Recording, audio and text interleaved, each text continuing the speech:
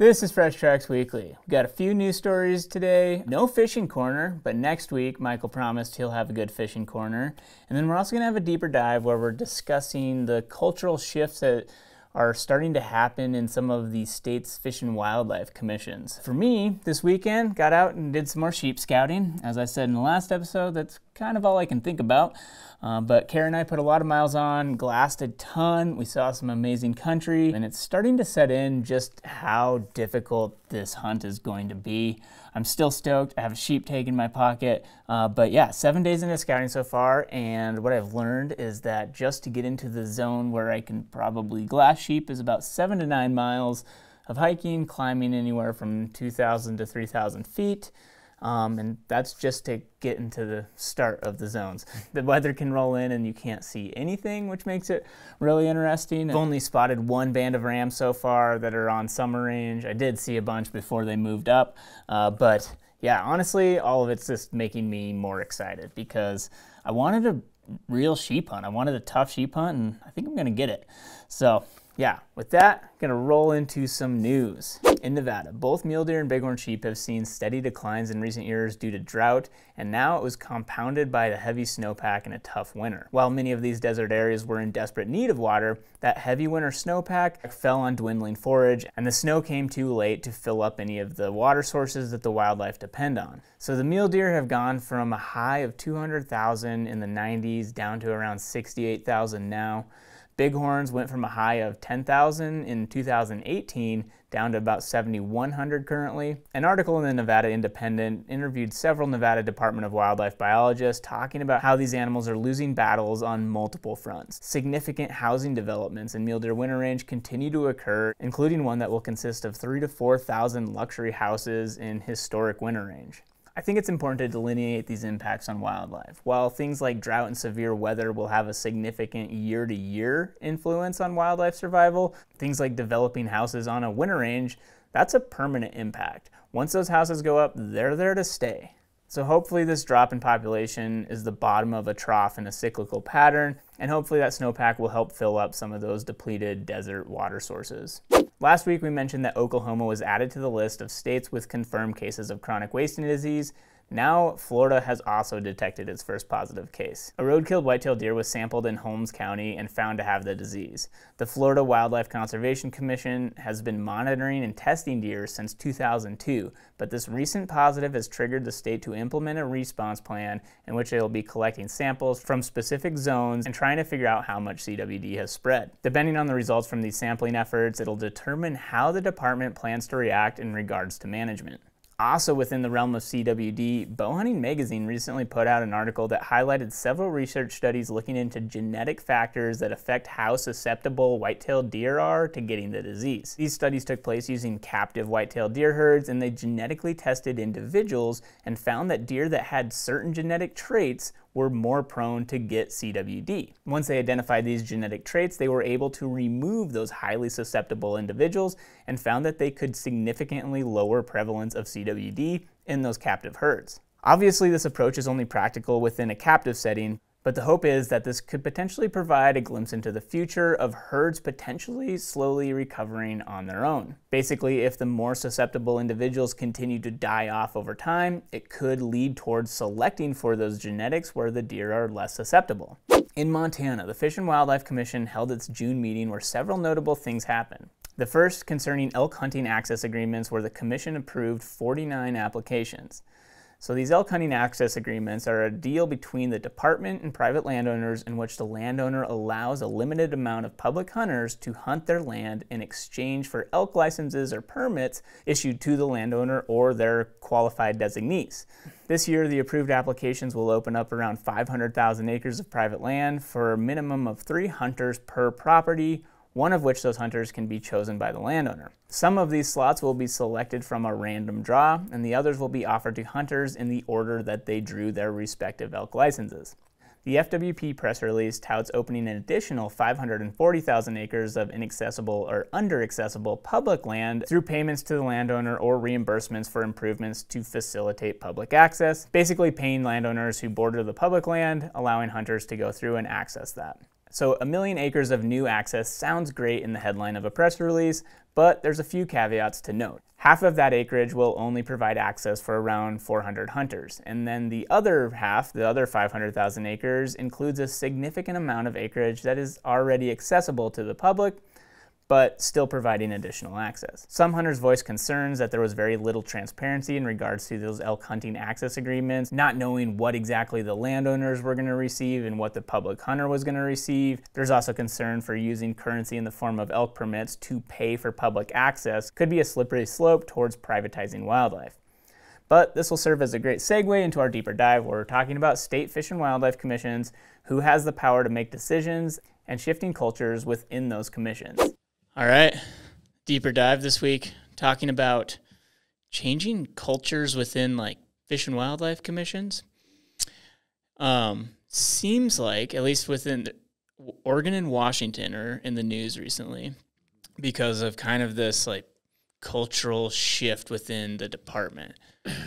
And then I don't think that other states are immune from various influences either, but I thought just to briefly start, give like a quick rundown of how most state fish and wildlife commissions operate. And I guess I don't know for sure at all. I did some quick research to try to figure out, and it seems like most states, the commissioners are governor appointed. Most, yep. And so that governor is going to choose however many commissioners, and the number of commissioners can vary state to state. But then these commissioners are supposed to hold, manage wildlife or help make decisions for the public. The public trust. Randy should do the explaining of the public trust thing. Like what is the job of a commissioner? Like, yeah, when you're appointed, excuse me, as a commissioner, your commission has some charter. In other words, some purpose, some mission that usually comes from your state constitution or some appropriate statute that's been passed by the legislature or by the citizens. And so that defines what the state has placed as the priority for these commissioners who help manage, help give guidance to the departments. And so the changes we're seeing might be somewhat within the departments, but it's mostly political change that's happening at the commission level. Right. And so in the public trust setting, if you are a commissioner, you're one of the trustees of the public trust of wildlife in that state. And you are accountable to all citizens of that state to manage the trust corpus, which corpus is the asset of the trust. In other words, manage the wildlife in a sustainable manner for future generations and current generations. Right. So and there's a whole list of other things, but that's really the rule of thumb of it is you have to do this not based on your own biases, not based on your own self-interest. That's one of the key things of a trustee is an independent, reasonable, and prudent person. Right. Well, and I noticed in some states they'll have rules about what political party, like balance between political party affiliations and then also geographic balances, like where in Montana, for example, we have like the 7 regions, right, our game management regions, that one commissioner from each region to represent that part of the state. And then it was also kind of my understanding that those commissioners listen to the Fish and Wildlife Department largely on recommendations of what they should do. So the department biologists and researchers and all these various staff are on the ground, have a pulse on what's happening factually on the landscape. And also, but more so too with society, with hunters, with ranchers, with the public. They're kind of that conduit, that connection in my mind.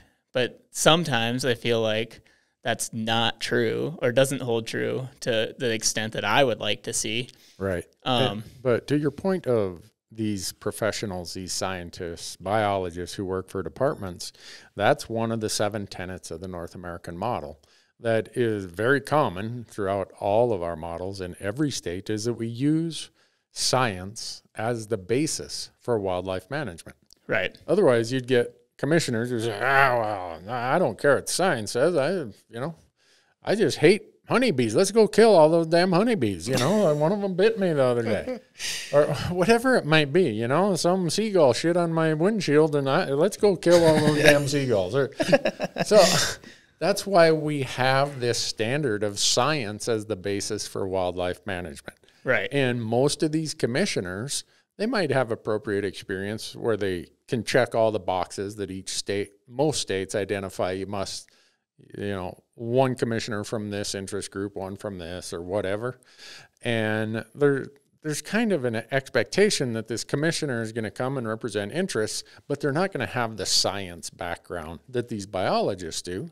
And that's why we have these highly trained, amazing minds who are there doing the recommendations of how we should manage the wildlife in a sustainable manner. Right. Yeah, and so I guess the news in both Washington and Oregon to some extent are the influx of anti-hunting is probably a little extreme, but just like individuals who question the role of hunting within the wildlife management. Right. And so I think, and some of these groups that are advocating for that push argue, and probably rightfully so, that hunters have a heavier sway within the Fish and Wildlife Commissions than non-hunters do. Right. And anglers. Some of them are also saying the same about anglers. And I mean, in North Dakota and I think it was Michigan, you actually have to be a hunter to be on their commission. Yeah.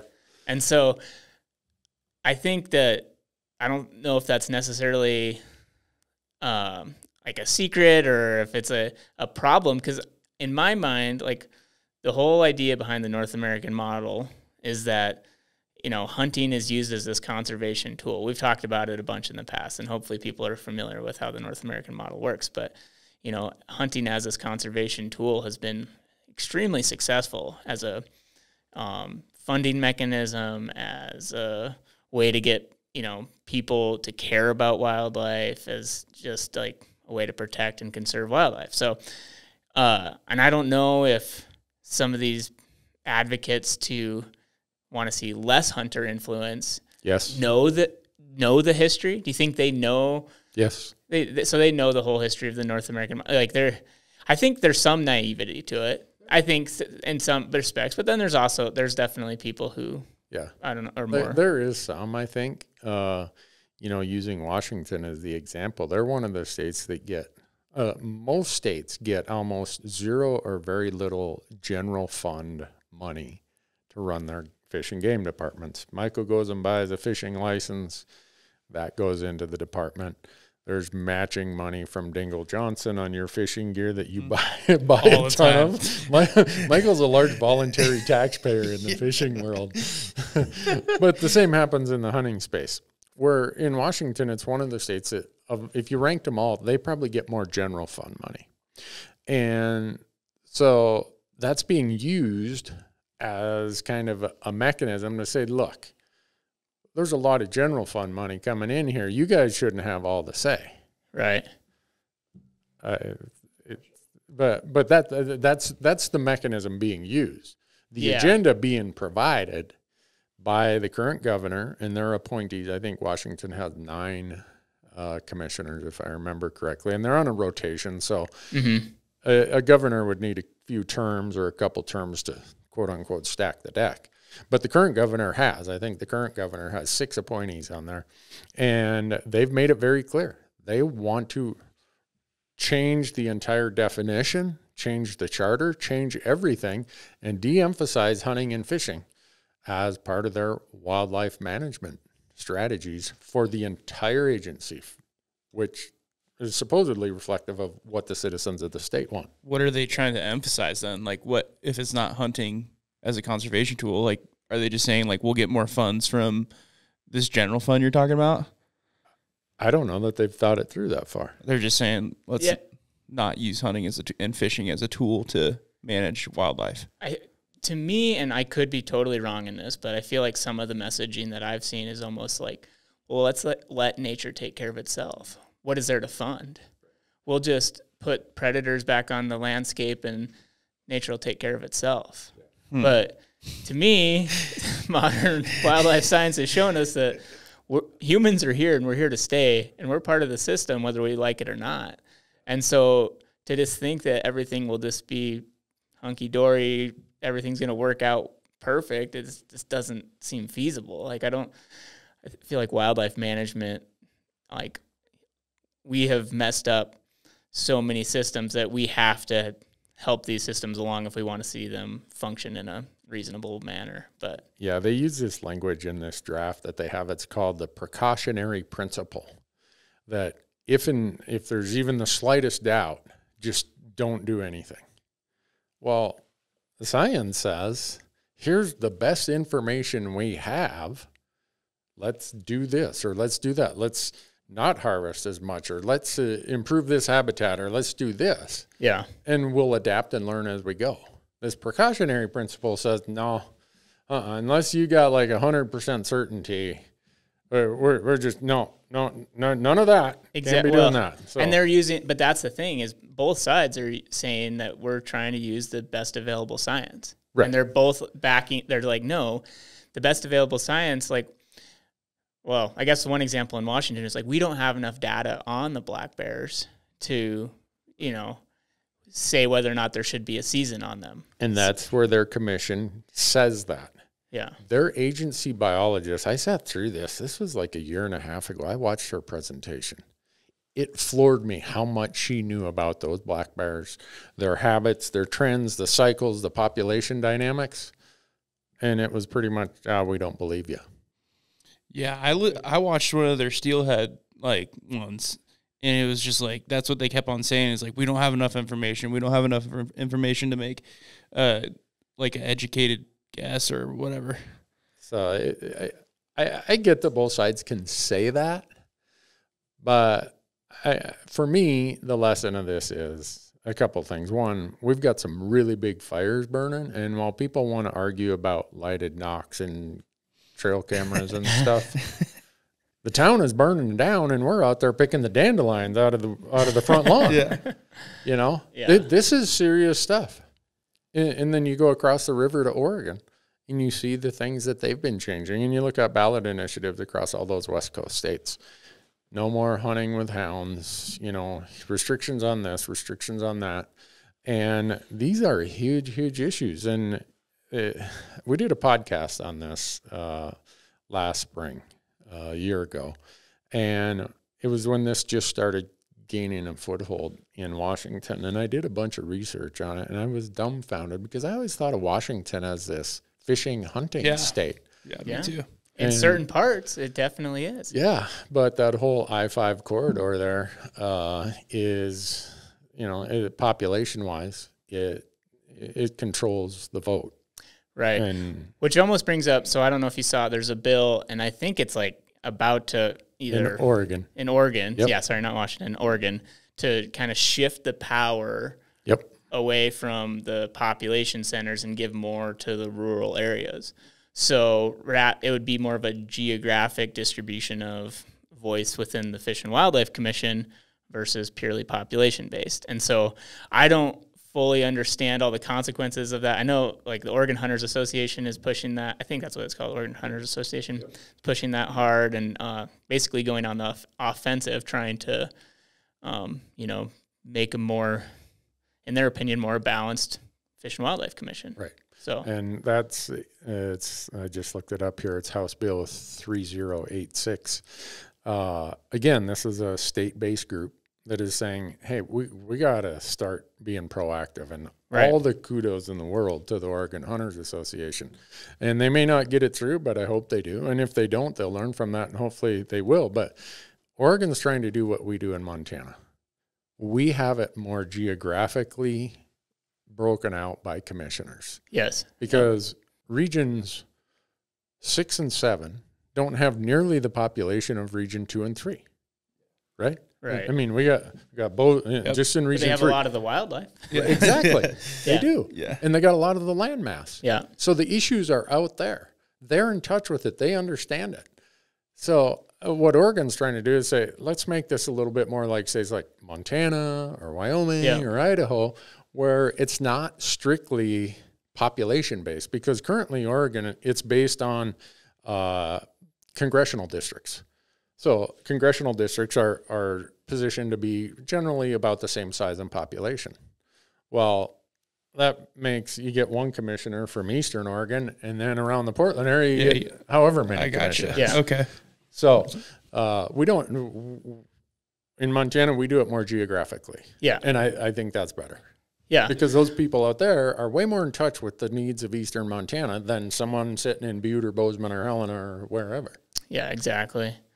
Yeah. And I think the other question that somewhat falls into that category is like, should hunters have a bigger seat at the table than non-hunters when it comes to wildlife decisions?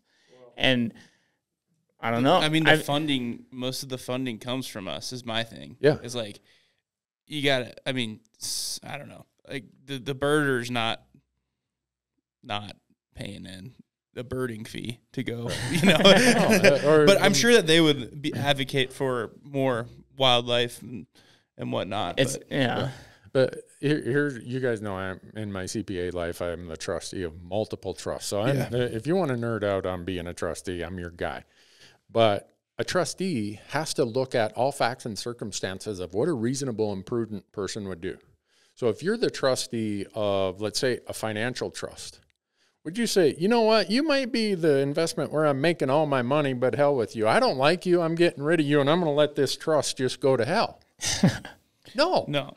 you would get sued if you did that as a trustee of a financial or private trust. Right. So a trustee of a public trust cannot disregard where the funding resources come from that keep this trust asset, the wildlife, intact. Right. So but even outside of just the financial aspect of it, I feel like just the knowledge base and understanding how wildlife conservation works, like how just understanding wildlife and public lands and habitat and all the whole system, I feel like, and of course I'm biased because I'm a hunter and I spend every weekend out in the wild doing something. It's like, in my mind, it's like, I feel like we as hunters or outdoor public land users have more knowledge and a better understanding to make informed decisions. That's a versus fact. Someone who, you know, lives in the city and likes the idea of a black bear existing on the landscape. I like the idea of a black bear existing on the landscape as well. But history and science have shown us that we can go harvest black bears and it's not going to negatively impact the system. In fact, in some cases, it can positively impact the system and help manage balanced populations. So it's just it's hard for me to you want everyone to have an equal, we want to have a democracy in some respect, but I don't know. I get really uneasy when someone who's unknowing about the subject is trying to make all the decisions. Well, what you are seeing in Washington is democracy versus, if you want to get into democracies versus representative republics or whatever, that has always been to keep the majority from exerting tyranny or whatever you'd want to call it on the minority. That's why we have an electoral college. That's why we have a lot of things in this country that is not purely a full-on democracy. Because in Washington, they're just doing it by per capita, by population. Mm-hmm. And they're like, well, enough of us in the state say this is what we want. For the rest of you, too bad. And so there's a whole bunch of things going on here that right now Colorado is starting to have some meetings about what role hunting and hunters and stuff might play in all that. It's like, whoa, we're talking about some serious hunting states, Oregon, Washington, Colorado. These discussions are happening. And we as hunters, as anglers, better start paying attention and quit fighting with each other, Put down the baseball bats that we keep swinging at each other. And these are the real issues to the future of what we love. Right. And to think that it can't happen in your state, you're sleeping if you think this couldn't happen in your state. Yeah. Well, and then I got to bring up, too, because it's not just an anti-hunting or people questioning the role of hunting. There's also other threats, in my mind, to the North American model. And a lot of it comes in the form of trying to privatize or or privatize wildlife or move things more into like favoring landowners and things that hurt the public land hunter. We've seen examples in Montana and New Mexico, Utah. So it's just like, I think that's an important one too. Like anytime you have a politically appointed person. So Michael and I are best buddies here. I'm like, That's right. Hey, Michael, I'm going to appoint you. I'm the governor. I'm going to appoint you to the commission because you're really sympathetic to us walleye anglers. Yeah.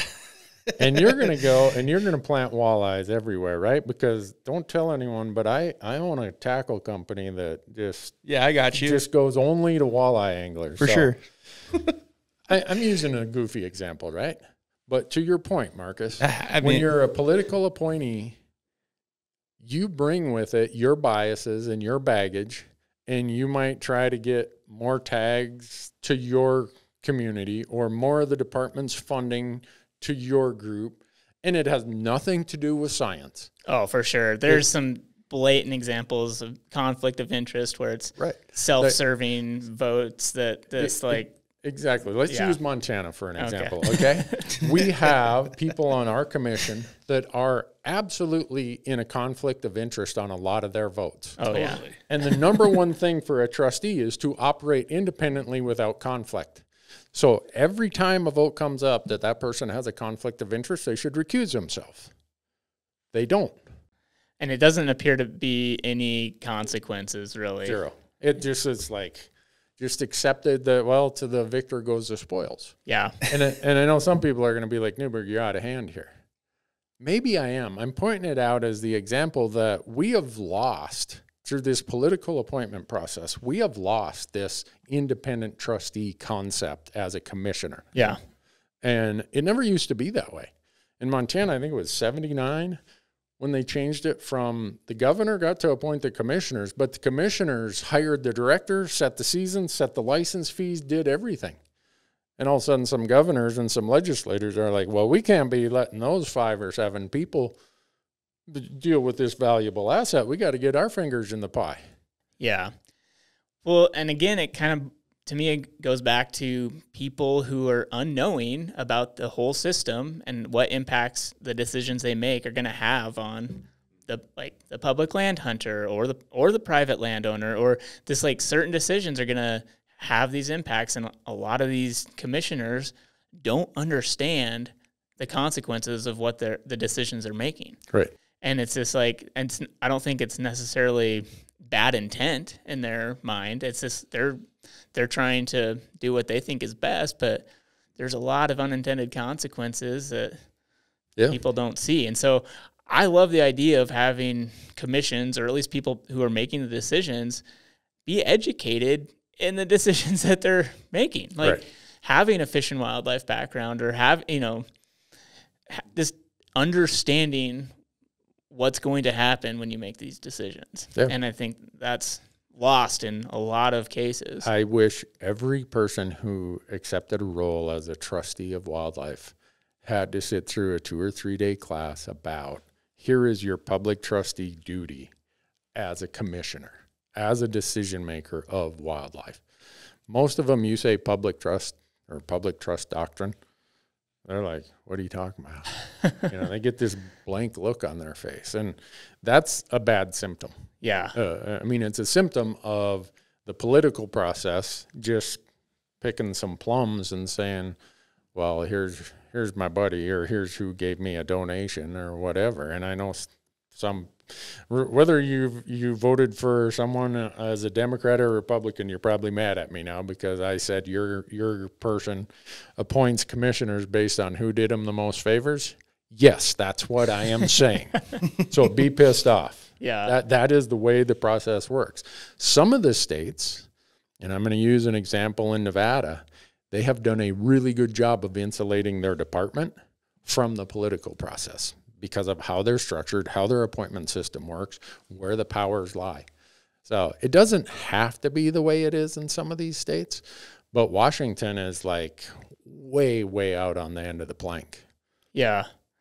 Yeah, and just to, I guess we're running out of time here, but another point that I kind of brought up earlier is that it's disheartening when you see the disconnect between the department staff, like the biologists, and the commission and the director even of the department, because that happened in Montana, and I think it's happened in other states as well, where people just they're not being listened to. It's like you go out and you do all this hard work to understand what's going on the land. You do these surveys, you talk to the public, you have a pulse of what's going on with the landowners and what the elk are doing on any given spot, and then nobody listens to you.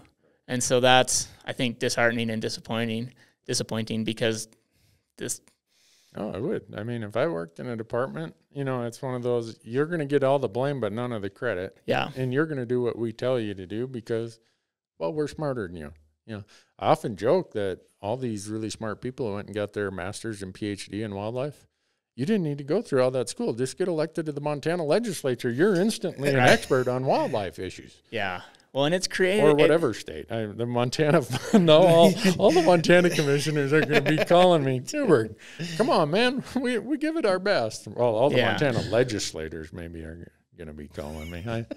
Well, and I think it's not just the commissions either. I think sometimes it's the higher up, and like you said, the legislature. The legislatures are often the worst Yeah. for putting their nose where it doesn't belong. Yeah, and I think it creates a scenario where people are almost afraid to speak their mind, and they're told not to speak their mind, or not necessarily their mind, but speak facts and to share relevant information about stuff. And so yeah, and that's there's times where hunters go and they didn't get their way at a commission meeting, so they try to drag it to the legislature or call their governor or whoever.